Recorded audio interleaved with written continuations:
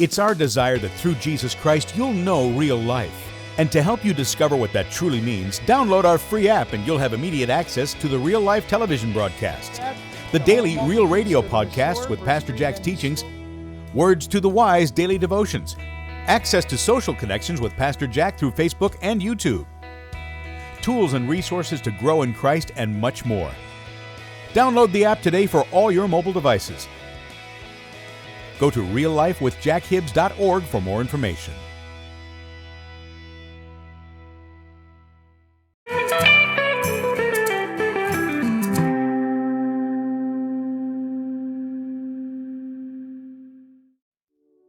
Let not your heart be troubled. You believe in God, believe also in me, Jesus said. In my Father's house are many mansions, and if it were not so, I would have told you. I go to prepare a place for you.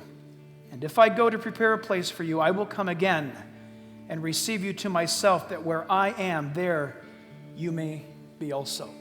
That's our hope. In the midst of everything, Jesus is preparing for us a place, listen, in heaven, and in all that's going on in the world right now. Believe it or not, God is at work. He's preparing things. We are not sensationalist on one end, and as the pendulum swings, we're not skeptics on the other end. So we're not skeptics, we're not sensationalists as Bible believers. What are we? We're watching the stage be set. In a sense, in our observation with Bible open and the news on, we are stage setters. We're watching God set the stage. First thing I want to shoot at is the origins of the land that we know today on the map as Israel. A lot of people think Israel came into being in 1948, that it's so young as a nation, and that it's somehow the occupier of a land. Tell us about the past regarding Israel. Well, we start with a great promise that Abraham received from the Lord in Genesis 17.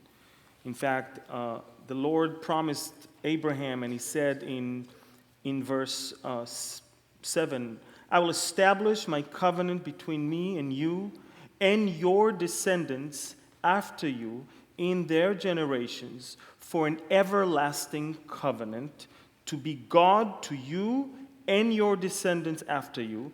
And then he said, and also I give to you and your descendants after you the land in which you are a stranger, all the land of Canaan, as an everlasting possession, and I will be their God.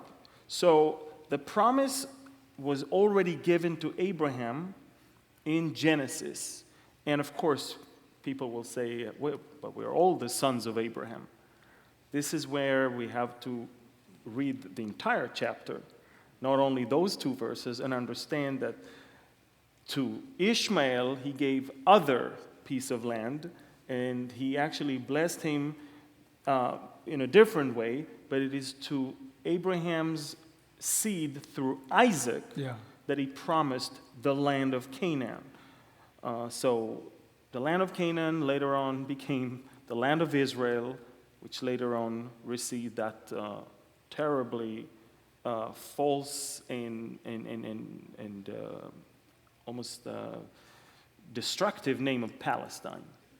As we discussed tonight, the issue with what's happening in the world right now, I believe that even if Israel were to give all of the land of Israel to the Arab world or the Palestinian world or the Islamic world, it wouldn't end the fight for this one reason. This is my opinion. I've not rehearsed this with him. This is my thought.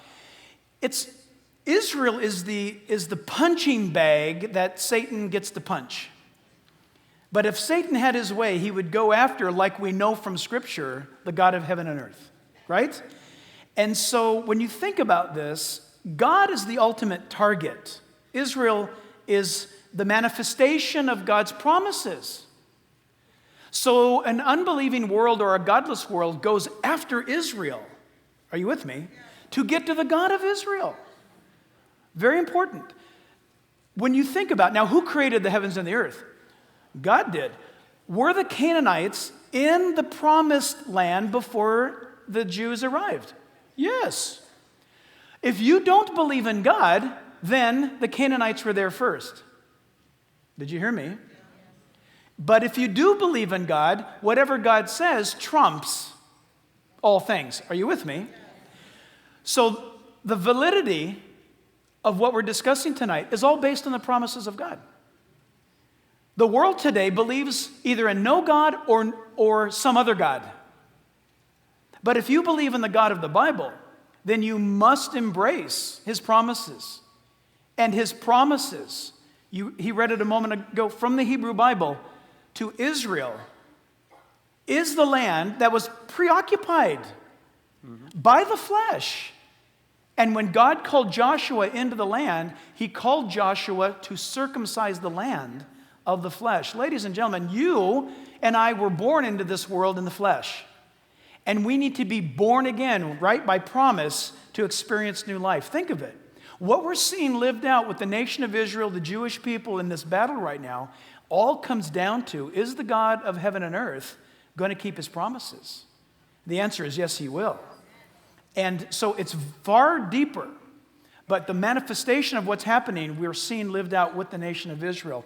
And I think that's very, very significant. So when we talk about the land, where did Palestine come from? Where is this, what's the origin of this rage? Well, first of all, the name Palestine is not in the Bible. If anything you find is Philistine, the land of the Philistines. Philistia, that was the name of that land. Now, when the people of Israel lived in the land under foreign regimes, it was first, of course, we're talking about the Assyrians, the Babylonians, the Persians, the Greek. And when the Greek were here, they had a great revolt against the Greek, and they managed to kick the Greek out of the country and establish an independent kingdom known as the Hasmonean Kingdom, the Maccabees. And for almost 100 years, we had independence until the Romans came. When the Romans came in 68 BC, they put an end to that independence, and now they're ruling the Judea and the rest in Galilee and all of that.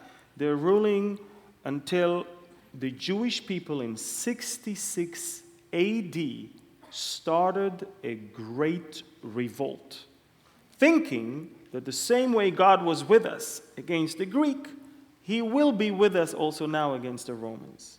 Little did they know that although they had great success in the first couple of years, then came Titus Vespasian and oppressed, suppressed, and depressed all of them. And eventually, by the summer of the year 70 AD, Jerusalem fell. But then, thinking that the Jews have learned their lesson, the Romans allowed the Jews to return back to Jerusalem and establish or maintain a certain measure of independence until the Jews once again started a revolt, this time in the year 132 AD.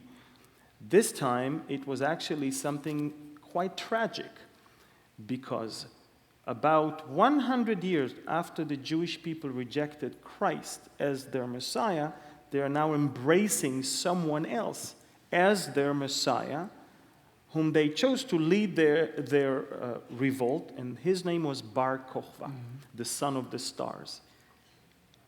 That revolt ended up with not only that there was no more temple, now there's no more Israel.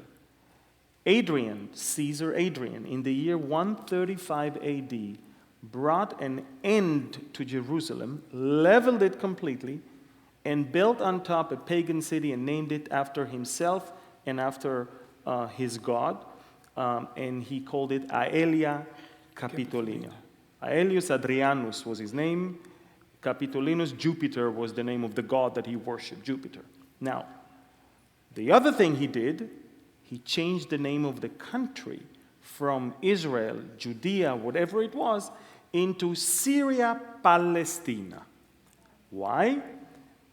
Naming it after the Old Testament foes of the Jewish people, the Philistines.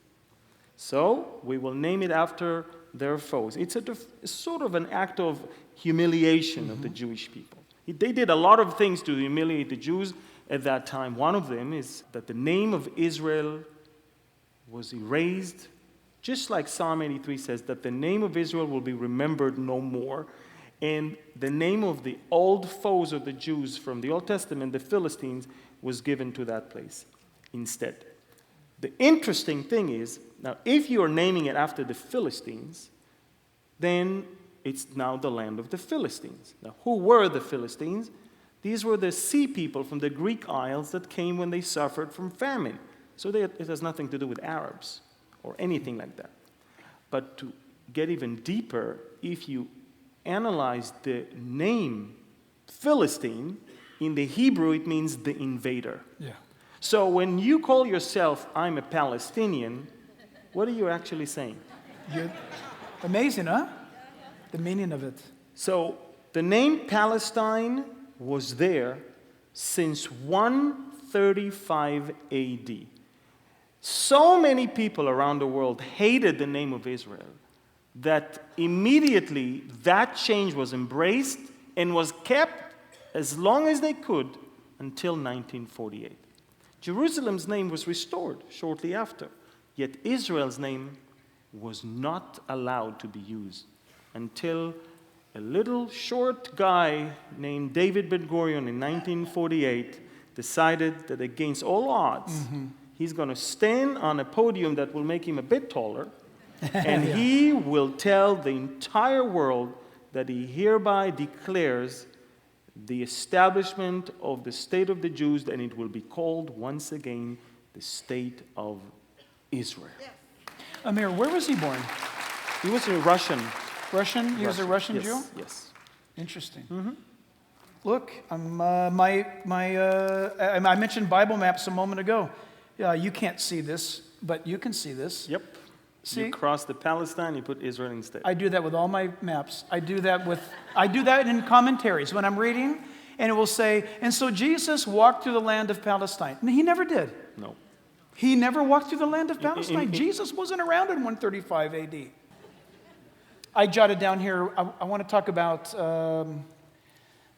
it's the land of promise. There are those who are claiming it. There's a battle over it all. But the Old Testament promised that if the Jewish people rejected God's rule, rejected God's word, that they would be cast out. They would be a byword throughout the nations of the world. Not some nations, mind you, but the nations of the world. Which leads me to ask you, comment about this thing that is called the diaspora. Diaspora. And in light of the fact God promised Abraham the land, and think of this, everybody, God promises Abraham the land, but the Jewish religious leadership rejects the Messiah, right? But God says, if you do that, you're going to be dispersed throughout all the nations of the world. Does that somehow thwart the plan of God? Does that somehow cause the Bible to be of none effect? No, God anticipated all this, okay? So there's this thing called the diaspora. Diaspora. That's when the Jewish people were actually dispersed all over the world to more than 100 different countries. And they started living in communities. In fact, we had two different historical episodes of Jewish diaspora. When the northern kingdom of Israel and later on the southern kingdom of Judea fell under the Assyrians and the Babylonians, that's the first time they were driven out of the land, and they had to be out for almost 70 years, if you all remember that. And then it is only the tribe of Judah that returned. Therefore, the name is no longer the children of Israel. Starting from the New Testament, you start hearing the name Jews. It's no longer the children of Israel. Why? Because you're talking about the tribe of Judah, and you're talking about the land of Judea at that time. And so, that was the first phase of diaspora that Judah returned, the tribe of Judah, and then that's what everybody talks about, the 10 lost tribes. They're not lost, don't worry. But speaking of that, it's because it was only the tribe of Judah and Levi, the Kohens and the Levites that were with him, that returned back to the land. So when the prophets of old are talking about the mass return of the children of Israel, not the tribe of Judah, from the four corners of the world, they're not talking about the return to Judea at the end of the Assyrian and Babylonian thing. They're talking about a futuristic event where Jews will come in great numbers from different parts of the world back to the land of Israel. My grandparents, from both sides, were not born in Israel. In fact, both my parents were not even born in Israel. I'm the first generation in my family that was born in the country. My mother's parents are Polish and Russian. Believe it or not, my mom is blonde. And yes. And my father's side is from Portugal. And from Portugal, they were expelled by Ferdinand and Isabella, if you remember, all the way to different parts of the Mediterranean basin. And his family came to northern Africa, to the area of Tunisia. And from there, my father came to Israel. So every Israeli today is somehow related to the diaspora. Either his parents or grandparents were from that part. Very few Israelis, very few like the one we know, are more than 2 generations in the land. You and I have a friend, and I won't mention his name, but his family, remember, from the diaspora wound up in Yemen. Correct. And when his parents heard about the independence in 1948, they packed up everything they had in Yemen, and they began walking to Israel. Walking. They walked. And at some point, this has nothing to do with the story, but it's cool. At some point, they, under the hardship of it, they couldn't continue any further with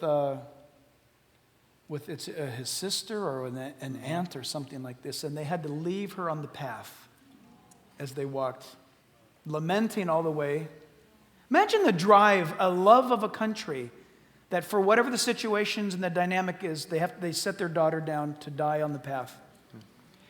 Lo and behold, what happens? He winds up meeting up with her years later. Someone picked her up and took her, and what's the point? God so much so brings his people home. But these are people who heard Israel. They were born in Yemen. Israel's been liberated. We're a nation. And they imagine you leaving your home and going to your promised land. The same goes with the story of the Ethiopian Jews that were there, locked between a very hostile Muslim country, Sudan, and their very corrupt leadership of Ethiopia. They were caught in between.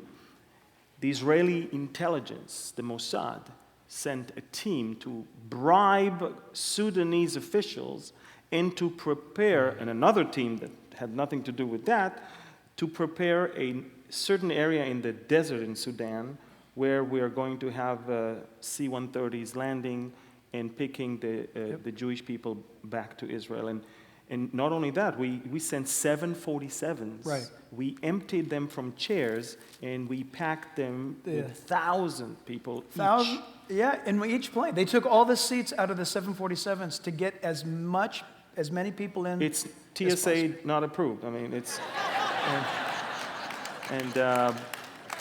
in fact, on one of the flights, they landed with more than they took off because the women gave birth. Yes, I remember. On the plane. Baby was born on the plane. Correct. Babies were born on the plane. So when you hear about God bringing back the Jewish people from the 4 corners of the world, it's beyond what the Western mindset can comprehend. Yeah. It's beyond that. There's no country on planet Earth that its secret service is in the business of gathering Jews from all corners of the world, bribing governments, preparing landing strips in order to bring them back to the land. So this is unprecedented. It's so true, and you know, I mean this. I'm not saying this to be funny about it. I'm thankful for it. But for those of you who've been to Israel, and this is my plug for Israel. You go to Israel. Trust me, you'll never find greater food anywhere in the world. I can prove it. You want to know why? Because all the Jews who were born and raised in Italy, when they went back to Israel, they brought all the pasta and all this. And then you walk to the next cafe, And all the Jews who were born in South America bring these amazing flavors. Point all around the world, they have the most amazing food, but listen, as you mentioned, the most amazing physical characteristics, remarkable. And everything, listen, the intelligence. Listen, I'm going to mess this up, but I'll be really close. The overwhelming ethnic group of Nobel Prize winners are Jews. But since 2004, there have been 12 Nobel Prize winners being Jewish. Think of that in various areas. Think of it. Even in their time of captivity, you see, well, the Jews rule the world. They run all the businesses. They're in banking. They're in all these high-end things. Yes, guess who did that to them? Well, God did, but in a strange way. When because of their disobedience, God sends them into Egypt, right? What did the Egyptians have them do? All the hard work. Because they were slaves. Figure out my crops. Who did that? The slave Jews. Figure out how we do this. You're going to know this in a moment. A light's going to come on. Figure this out, will you? We'll pay you we'll keep you alive if you figure it out. So they did all these things. They learned how to do construction. They learned how to cook. Listen, they learned how to do math. Joseph was one of those guys. Joseph knew it all. And when he came out, he taught it to all of his buddies. Every time a Jew goes into captivity, look, Schindler's List, Adolf Hitler, happened again. When they're set free, they are infused into any nation's economy and they cause it to explode because they're so smart and they've been trained at the labor. God's brilliance, even in that. And look what they traded the Jews in Europe for. Think about it. There was an article of a Spanish journalist that looked at what the Muslims are doing in Europe right now, and he couldn't believe that they traded the Jews. They sent them to gas chambers. People who were productive, people who were polite, people who did something for the country. They sent those to the gas chambers, and in exchange, look what they got now. People that are non-productive, people that are actually imposing their religion on everybody else, and people that are very violent. And now police cannot go into so many different towns and cities all across Europe because it's too dangerous. And listen, Jesus said, you are either of your father above, of Abraham, you're either children of Abraham or you're children of the devil. Isn't that radical? You say, well, that's kind of harsh. Well, take it up with God. He said it. But I find it interesting that in Jerusalem, when the Jewish students are going down to pray, they go to the Wailing Wall, singing, joyfully singing, happy, smiling, and they pray, and then they walk backwards with their face facing the wall in honor to God, singing, happy, joyous. And then there's the call to Islamic prayer. And what happens? The exact opposite of that, a turning away from that. Frankly, graphically, it's I won't say it, but body parts, face, they're crazy. It's crazy. Opposite worlds. And opposite gods, mind you. I know I'm stepping on John Kerry's toes right now by saying that. But listen, he forgot. There's a separation of church and Department of State. John Kerry said this week that we worship the same God that Islam does. Oh, so John Kerry now is a theologian. Oh, he's an expert on the Bible. Listen, he's supposed to stay out of those things. He wants me to stay out of his business. He's supposed to stay out of my business. Listen, we do not worship the same God. Not the same God. But many of you, because listen, I get letters from you and you stop me in the foyer. Many of you have been told by your neighbors and friends and other Christians, oh, we worship the same God, it's all good. That is a bizarre way of thinking. That's almost like wishful thinking or some twisted way of appeasement. It's okay. It's all going to work out because we worship the same God. I guarantee you. Our God gave his life for us. Okay, their God demands their life of them. Big difference. Very, very much big difference.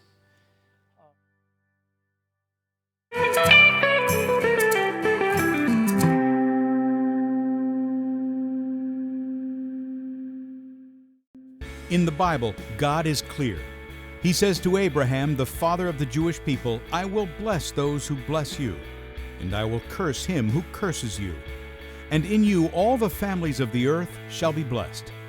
The United States, a nation who has historically been a supporter of Israel, is perhaps the greatest example of God blessing a nation. However, as of late, do you feel that the tide is changing? Will our political leaders continue to support Israel?